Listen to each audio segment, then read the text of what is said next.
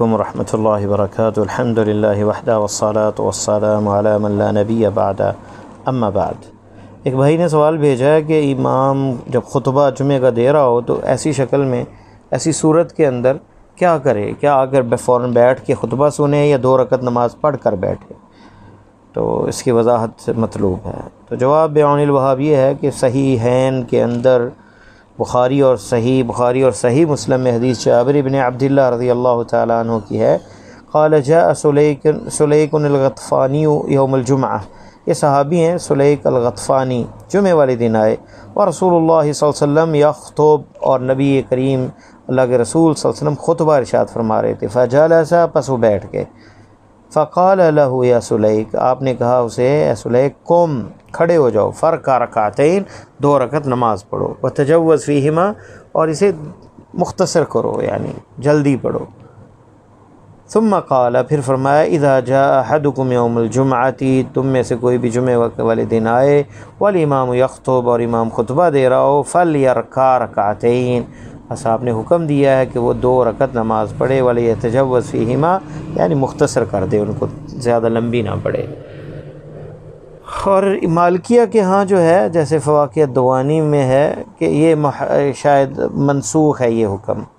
اس حدیث سے جو کہ ابو داؤد اور سنن نسائی میں ہے، شاید احناف کے ہاں بھی یہی قول ہے کہ یہ منسوخ ہے شاید یہ حکم 2 رکعت پڑھنے کا خطبے کے دوران۔ ان رجلا تخطى رقاب الناس، ایک آدمی آیا وہ لوگوں کے کندھے پھلانگ رہا تھا جمعے کے دن، والنبی صلی اللہ علیہ وسلم یخطب، اور نبی صلی اللہ علیہ وسلم خطبہ ارشاد فرما رہے تھے، فقال له اجلس، آپ نے اسے حکم دیا کہ بیٹھ جاؤ، فقد آذیت، تو انہیں بیٹھ جاؤ، تم نے تکلیف دی لوگوں کو، فامرہ بالجلوس دون الرکوع، آپ نے اسے بیٹھنے کا حکم دیا اور وہاں حکم نہیں دیا نماز پڑھنے کا، والامر بشیء نہی عن ضدہ، اور کہتے ہیں کہ حکم کسی چیز کا دیا جائے تو اس کے وہ ضد جو ہے اس سے نہی عن ضدہ، یعنی اس سے یعنی آپ کو روک دیا، بیٹھنے کا کہا گیا، گویا کہ آپ کو نماز پڑھنے سے روک دیا، یہ مفہوم اور استنباط نکالا ہے مالکیہ نے، یعنی امام مالک رحمہ اللہ کو ماننے والا نے۔ فلیس بقوی، یہ مضبوط نہیں ہے استدلال، کیونکہ نسخ کے لیے فقط احتمال کافی نہیں، اور حدیث جابر جو ہے وہ نص قاطع، قطعی نص ہے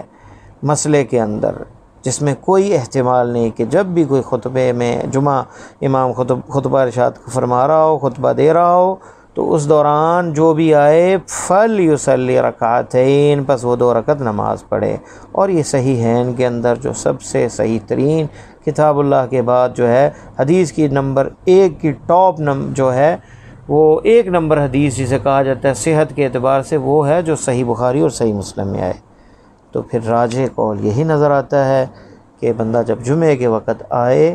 تو اسے 2 رکعت مختصر نماز پڑھنی چاہیے، امام اگر خطبہ دے رہا ہے، اور پھر بیٹھنا چاہیے۔ واللہ تعالی اعلم۔